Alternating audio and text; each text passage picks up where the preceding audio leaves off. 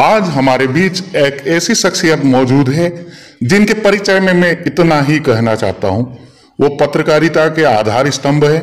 एक कुशल राजनीतिज्ञ है, एक अच्छे समाज सेवक है, एक बेहतरीन संचालक होने के साथ एक बेबाक वक्ता है। पूर्व पार्षद, भाजपा मीडिया प्रभारी और विभिन्न विधायकों के विधायक प्रतिनिधि एवं सांसद दिलीप सिंह भूरिया के प्रतिनिधि और चेतना दैनिक अखबार के पत्रकार रहे हैं। वह समाज सेवा के क्षेत्र में उन्होंने अपने पिता स्वर्गीय श्री रतनलाल जी मेहता के साथ मिलकर 42 वाल्व ट्रांसप्लेशन एवं शल्य चिकित्सा के ऑपरेशन करवाए हैं। मैं ऐसी शख्सियत को अपने बीच पाकर अभिभूत हूं और उनका वॉइस ऑफ झाबुआ में स्वागत करता हूं।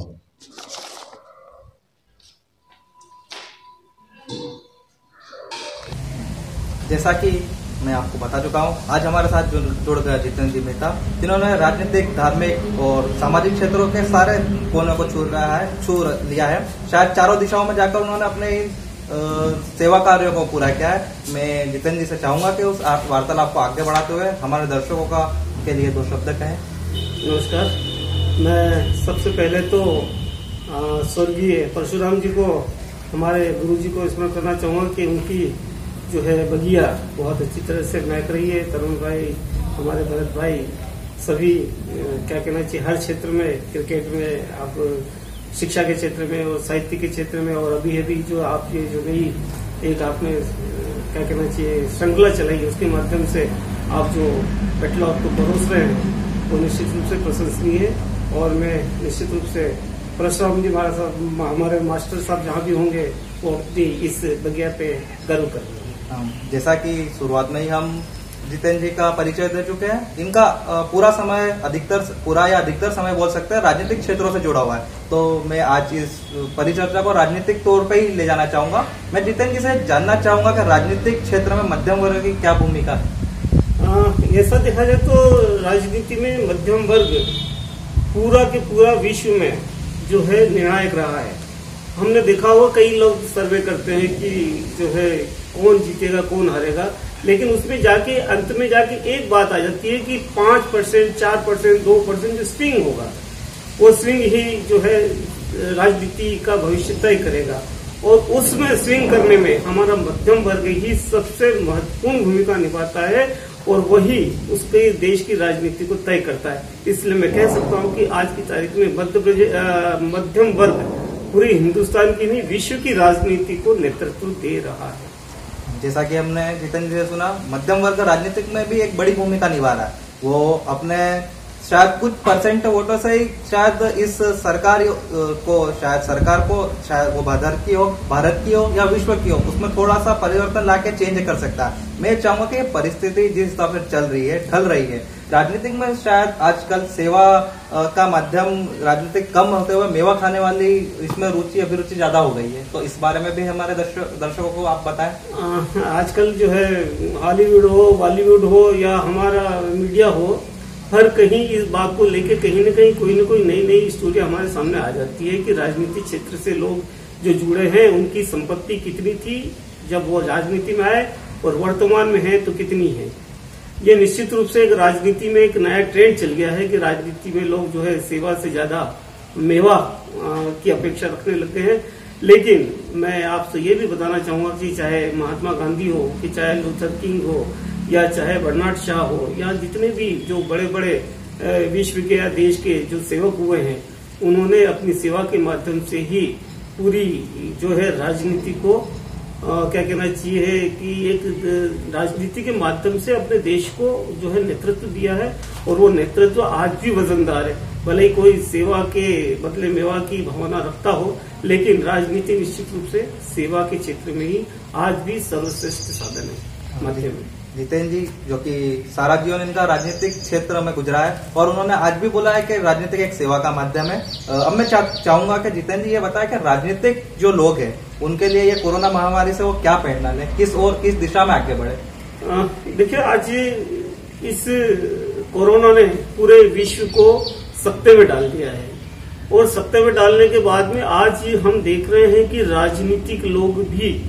इससे इतने डरे हुए हैं कि हमने देखा है कि ब्रिटेन का प्रधानमंत्री जो ऐसे ग्रसित हो गया है। इटली की हम दशा देख रहे हैं, और भी आज ही हमको पता चला है कि हमारे पास के बदनावर के विधायक बड़नगर के विधायक के परिवार में भी ये आया है। तो राजनीति भी कोरोना से दूर नहीं है, वो भी उनको कर रही है। पर कोरोना ने राजनीति के लोगों को ये कहा, जोड़ने के लिए कहा है कि एक तरह से आप जब तक इसको सेवा का माध्यम हर क्षेत्र में, जैसा कि कोरोना ने भी सेवा का माध्यम बना दिया है पूरे विश्व को, जब तक सेवा से सही रूप से नहीं जुड़े रहेंगे तब तक आपको ये चीज जो है क्या कहना चाहिए कि आगे नहीं बढ़ पाएगी। कोरोना ने भी एक नया मार्गदर्शन दिया है कि सेवा घर में रहकर भी कैसे की जाना चाहिए राजनीतिज्ञों को, उसका एक बहुत बड़ा पाठ पूरे विश्व को, पूरे हिंदुस्तान को और हमको और पेट्रोल को भी पढ़ा गया है। जितेंद्र जी से मैं कहना चाहूंगा कि हमने भी इस महामारी के शुरुआती समय में शायद अपना टाइम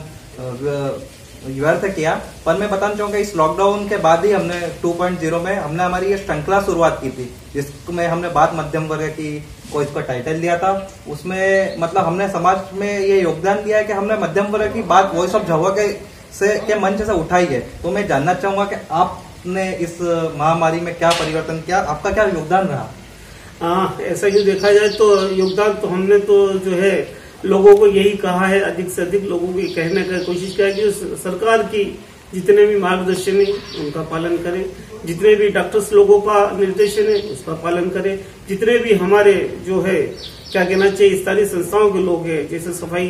करने वाले लोग हैं, स्वच्छता अभियान के लोग, या जिन लोगों ने जितने भी हमको सबक दिए, पाठ पढ़ा है, जितनी भी हमसे विनंतियां की है, हमसे यही कहा है कि आप उनको सहयोग दीजिए ताकि हम इस महामारी के दौर से बाहर निकल सके। जितेंद्र जी से मैं पूछना चाहूंगा कि जितनी मेरी उम्र है उससे ज्यादा तो आप ग्रामीण क्षेत्रों में रह चुके हैं राजनीतिक को लेकर, तो मैं जानना चाहूंगा कि ये कोरोना महामारी ग्रामीण क्षेत्रों में आमूलचूल परिवर्तन लाएगी या नहीं? देखिए साहब, राजनीति में हम रहे हैं और ग्रामीण क्षेत्र में जो हमको आज हम ग्रामीण क्षेत्र से हमारे पास कई फोन आते हैं, कई आते हैं, तो वहाँ का जो जीवन जो है उनका पूरा के पूरा बदलाव में आ रहा है। अब वो लोग कैसे दूर रहना है वो सीख रहे हैं, कैसे खाना है ये सीख रहे हैं, कैसे धूप में बैठना है ये सीख रहे हैं, कैसे हमको जो है क्या कहते हैं पानी को शुद्ध करके पीना है ये सीख रहे हैं। तो ये जो चीजें हैं जो सरकार नहीं करवा पा रही थी, वो चीजों से पूरे ग्रामीण क्षेत्र में इतना परिवर्तन आ गया है कि अब हमको लगता है कि अब आने वाला ग्रामीण क्षेत्र हिंदुस्तान का सबसे सशक्त स्वस्थ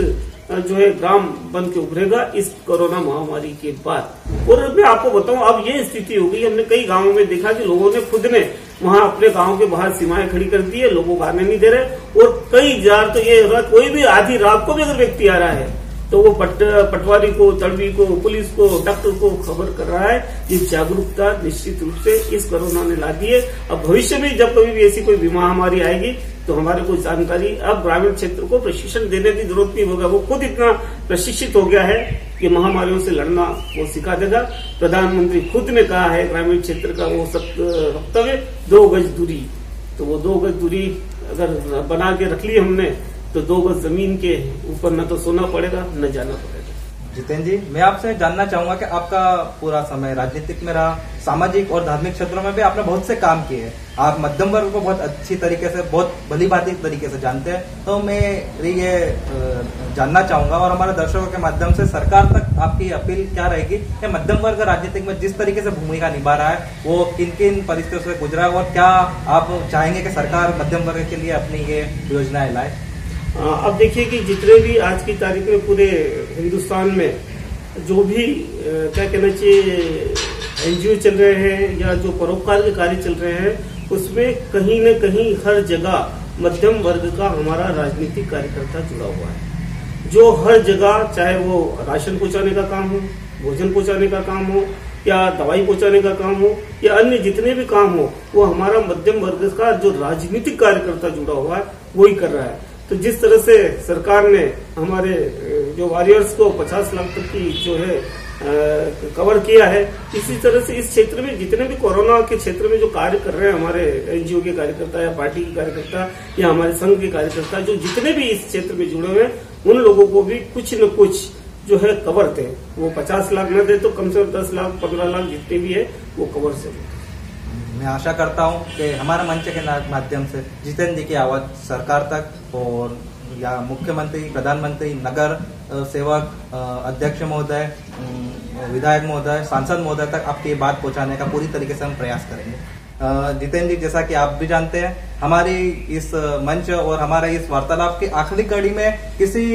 शख्स का नाम सुझाव देना पड़ता है जिसको हम इस कड़ी से, इस मुहिम से जोड़ सके। तो मैं ये चाहूंगा कि आप भी उस शख्स का नाम बताएं जिससे आप इस मंच पे देखना चाहेंगे या उसके विचार इस मंच तक आना चाहिए। देखिए सर, मैं अधिकतर तो कई संस्थाओं से जुड़ा हुआ, राजनीति से भी रही थे, पर मैं चूंकि राजनीति में मेरा समय ज्यादा बीता, इसलिए मैं ये चाहूंगा कि पेटलावत को एक नई दिशा देने वाले युवा हमारे विनोद जी भंडारी अगर इसमें आके अपना क्या कहना चाहिए अनुभव या अपना मार्गदर्शन देंगे तो मुझे बहुत अच्छा लगेगा। और अगर विधानसभा क्षेत्र के मान से अगर आप मुझसे कोई नाम सुझाना चाहेंगे तो पेटलावत क्षेत्र में विकास की इबारत लिखने वाली निर्मला जी भूरिया को मैं चाहूंगा कि आप इस माध्यम से लोगों को रूबरू करवाएं और कोरोना जैसी महामारी से वो किस तरह से और अच्छे सुझाव दे सकते हैं,